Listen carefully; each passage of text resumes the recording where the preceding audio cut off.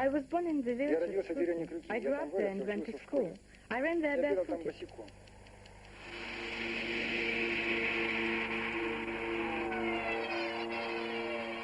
But now, Krutny is the most contaminated village in Belarus. People's heads stand on end at the sight of this. The radiation is enormous there. And recently I visited that place again. I understood. I've lost my motherland for good and all. You understand? It's difficult to believe. You were living there. You remember everything. Now you see nothing and understand what you've lost. You've lost it for good. We can lose everything in that way. Not only Krutny village, not only Bredin region, but the whole planet.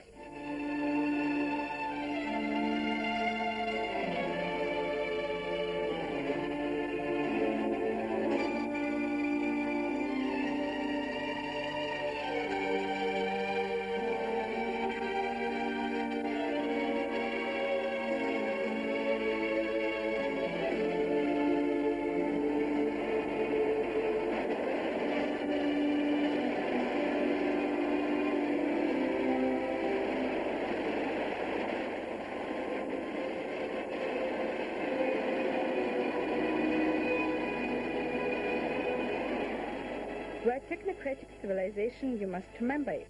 Oil, gas and uranium are ever decreasing, and problems are ever increasing in number. And we want to live better and better. And we are not going to abandon electricity and television.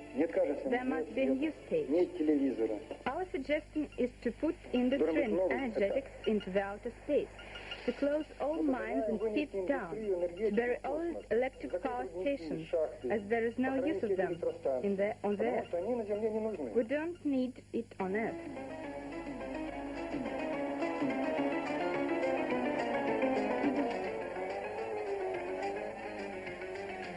To the sky by will.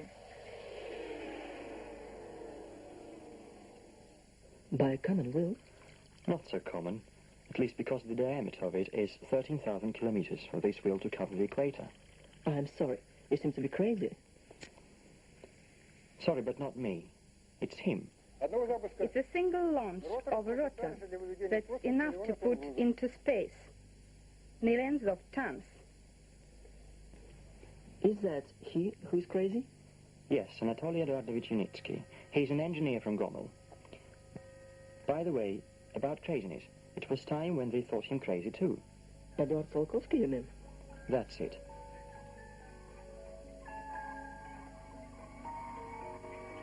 Each forestalling idea is considered to be delirium for the first time, but later it is taken as a matter of course.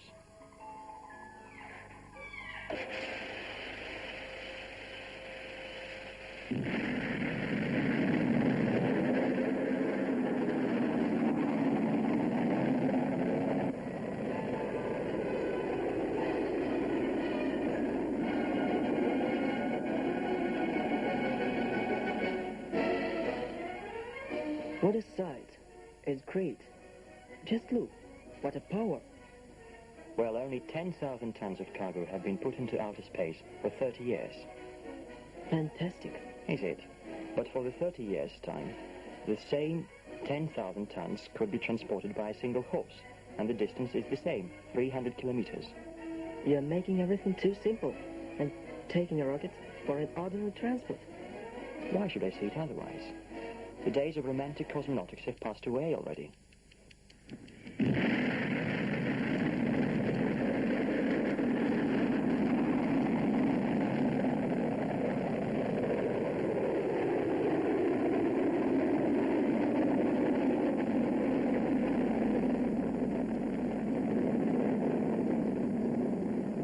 I've been called up to this reusable cosmic system as an expert. But now I see that all this is nonsense. It's immoral to send people into that very system. It's stupid. That's why I support this new project, which I consider to be the way out. It goes without saying that a lot of specialists here will find weak points in it. It's normal. It's only natural. It's just what can make ideas develop. But I greet both enthusiasts and skeptics, and perhaps skeptics even more, as they make enthusiasts work. And we must thank them for this. Let it be. You see, even a cosmonaut has supported Unitsky's project. Igor Volk, do you recognize him? Where is he making his speech? In Gomel, at the All-Union Conference on Industrialization of the Outer Space Without Rockets. What does it mean, without rockets? Does it mean into the outer space without rockets?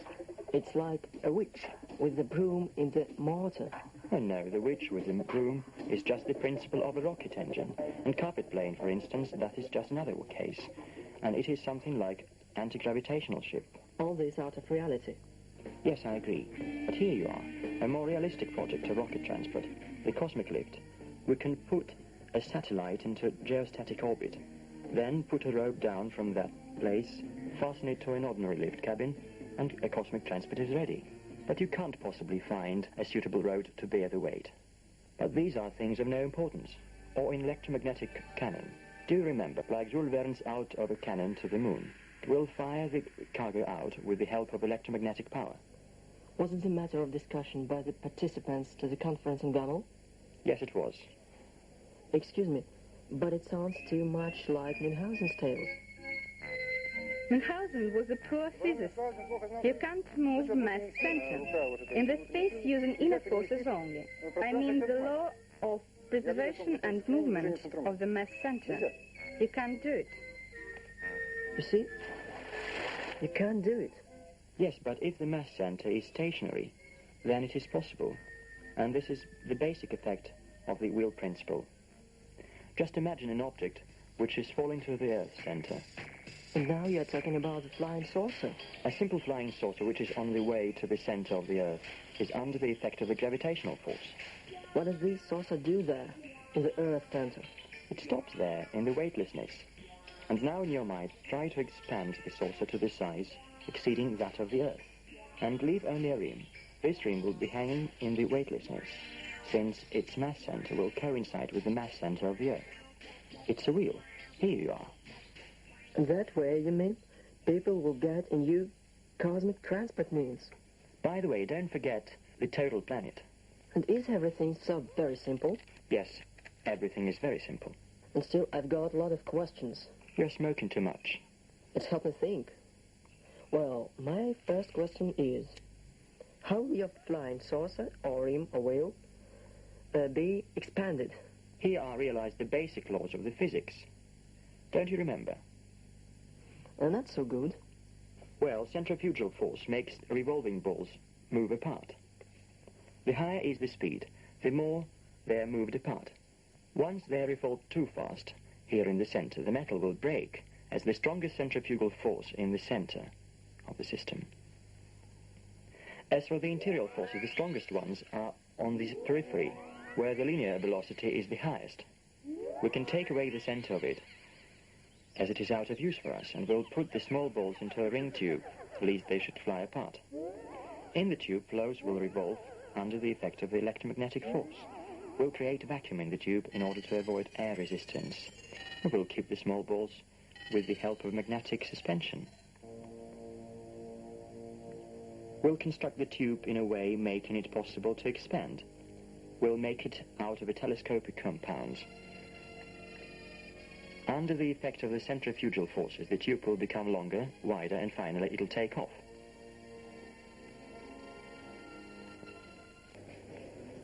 Why is transport becoming transport? Why are ocean wires moving? Because their interaction with the road. It gives off a lot of dust, gas, and so forth. All these causes are ecological problems. Why are planes flying? Because their interaction with the environment. As a result, the destruction of the ozone layer, and so on. Why are rockets flying? Because they are polluting the environment with burning products. Is it possible to fly with closed puzzle?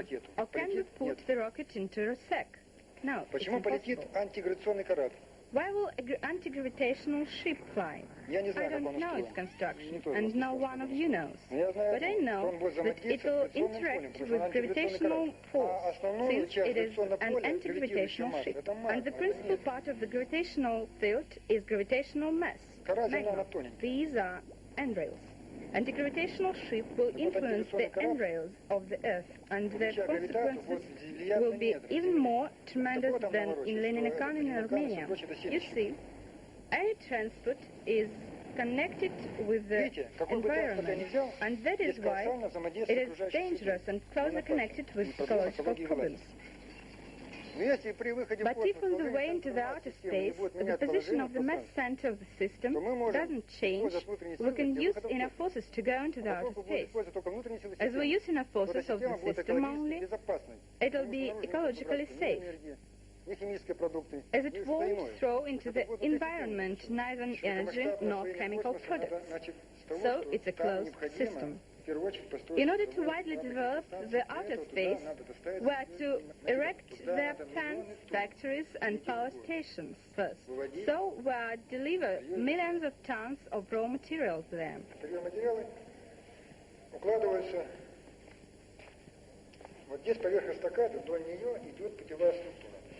Here, just above the overpass, is the leading structure. And here we can see it in live size. The delivered cargo is packed into a tube, which is 100 millimeters in diameter. The tube is a rotor. All this is put into a vacuum channel, which is above the overpass and covers the earth. The cargo is gaining speed in the channel up to 10 kilometers a second, with the help of magnetic suspension and electric motor. And finally, it is let out into the atmosphere together with the vacuum cover. While expanding at high speed, cargo in an hour crosses the atmosphere and gets onto the desired orbit. Well, everything is alright here according to the school physics. But it's impossible in practice. Take, for example, an overpass around the equator. There isn't enough concrete on the entire Earth to make it. 10 million cubic meters of concrete have been put into the dam of Sayano-Shushenskaya electric power station, and it is just enough to build all these supports. Do you mean to say it's enough to take the concrete of one single dam for the whole overpass? That's right. And I think you are interested in whether there will be enough metal. Well, there are 500 million automobiles in the world now. It's possible to build a wall with these automobiles, which will cover Ecuador, and it'll be 75 meters height. is it clear with the metal? And what about energy? How much do we need it to take off and carry this wheel into the outer space with the million-ton cargo? For example, Urengoy-Uzhgorod gas line from Siberia to Europe has 15 million kilowatt power. Here, 15 million kilowatts power can help to carry out millions of tons into the outer space. Modern cosmonautics would be able to carry out this quantity of load only in 1,500 years' time. And it'll be enough to build solar electric power station, 100 million kilowatts power. This equals to 20 such electric power stations as Sayano-Shushenskaya or 20 atomic electric power stations as Chernobyl. It'll be enough to send our rotor 10 times only into the outer space to develop their energetics and even more powerful than modern one. What about your doubts? No doubt anymore? No, not all of them. All this is too great. There is nothing impossible here.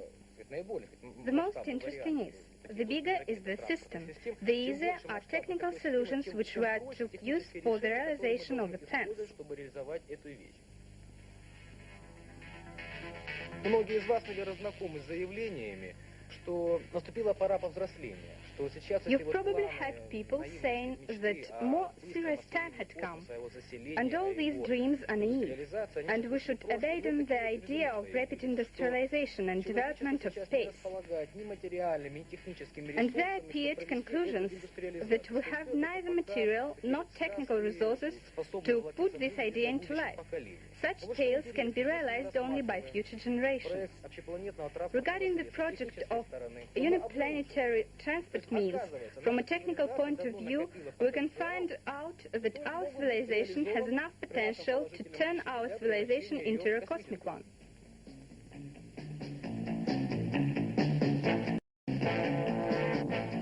Это проект, который можно реализовать на многие десятки лет вперед. This is a project which can be realized in the course of decades, and it'll give us intermediate results. The final aim is not yet achieved, but as long as intermediate results are achieved, we can work further. We can use it to bring up the young generation. Anybody can find his task here. Да, каждая личность может здесь найти себе какой-то достаточно большой кусок работы и приложить свои силы. The program is beautiful. It's only for one generation. But the fact is that there are not only ecological problems, but political ones. And our experience proves that it is easier to solve economical and technical problems than political ones. I think that industrial countries, as the USA and Japan, are closer to understanding of all these problems. For example, the USA spends $1,000 billion for their Star Wars. It is twice as much as the cost of our project. Strategic defensive initiative is a highly scientific problem. Even in case it will not be realized, they'll receive a great number of answers to different questions. As far as a lot of intellectuals, experts are working on the project, and all this will be paid off immediately. But the final result of the Star Wars will not yield good. Say, X-ray laser, which will be on the orbit, is in vain. Or an interceptor. This 100 billion is dead. And the system is even more scientific than Star Wars project. And it will need young and talented people, so that to put it into national economy, today rather than in future. Должны все это разработать, и все это пойдет в народное хозяйство сегодня, а не завтра в светлом будущем.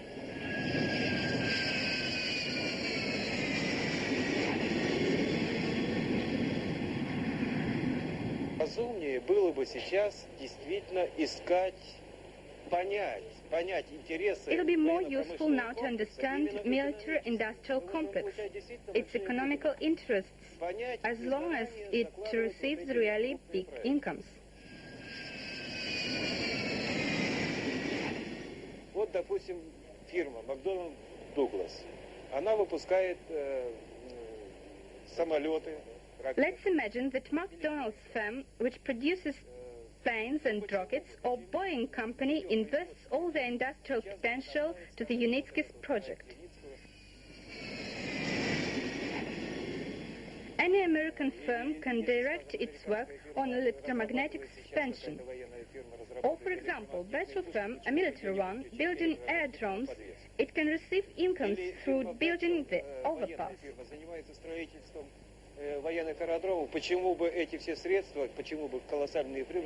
So as you see, practically everything is feasible. But who will do that? Well, there is some logic in it, of course, but... But what? But there is also politics besides logics. Well, politics in future will be determined by a new mentality. The situation in the world is as follows. Soon the production of weapons will be even greater shame for any worker, scientific, researcher or designer. On the other hand, the situation in the world put on the agenda the problem of the surviving of mankind. Let's think of the big bourgeois. They are rather strong in political and economical questions, and they are also thinking about this, as they are living beings, and they have families, and they are expecting babies. That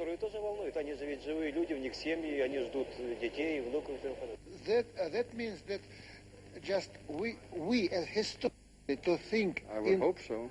To think in terms of joint efforts. Whenever we speak about the mission which is as large as a mission for civilization, or as large as next step in revolutionary development of technology. Yes. You mentioned, and this is obviously a case where there must be a decision made that is desirable.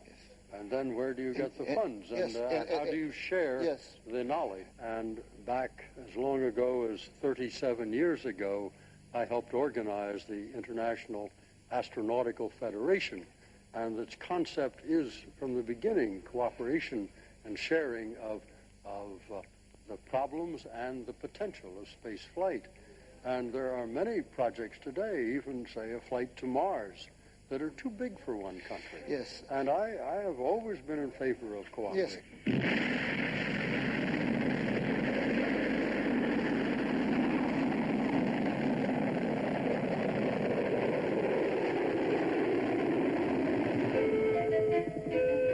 Perhaps this is the morning of a new stage in our civilization.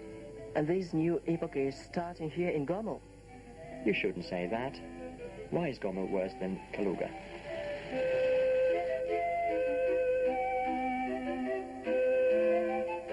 And here's the author of the project, Anatoly Unitsky. Confidently making his way to his office star world by name.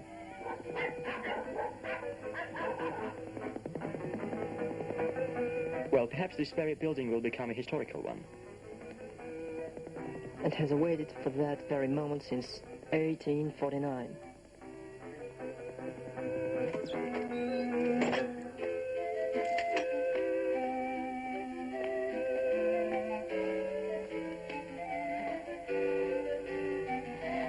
But very few people can guess that the future of the entire world is planned here.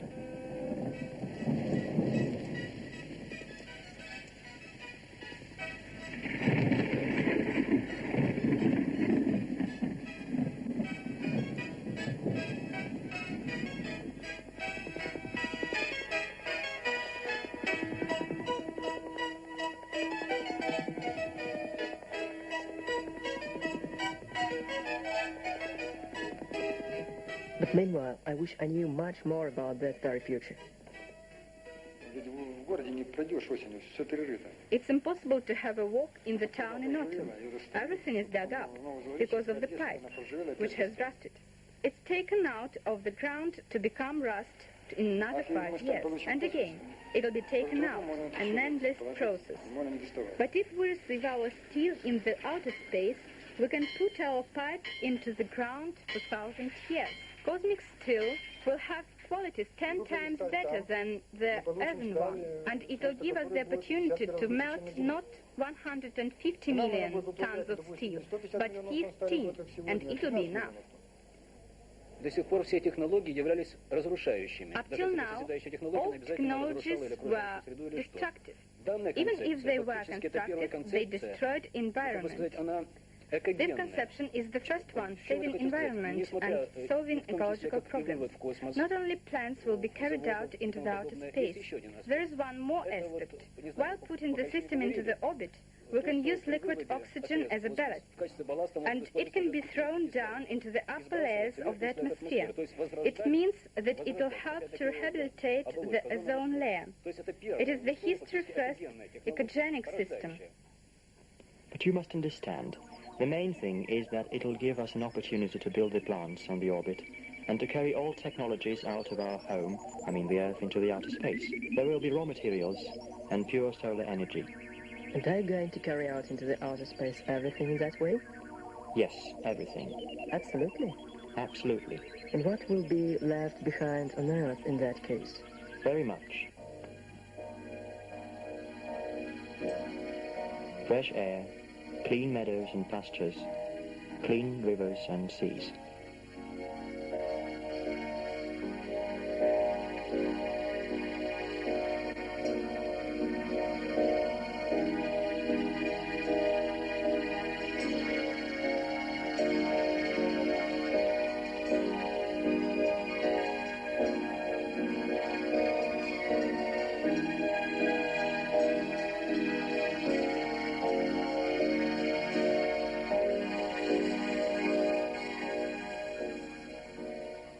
Мы же с вами воры, понимаете? Мы живем за счет наших будущих поколений. We're thieves with you, you know. We're living on the account of our future generations. We're robbing them, taking things which don't belong to us.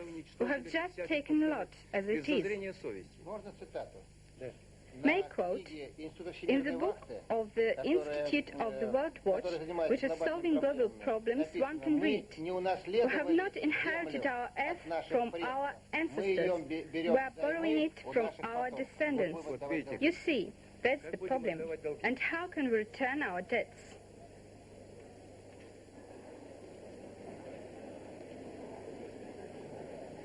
Why do you keep silent? Well, you know, this very project... What is it? Is it impossible?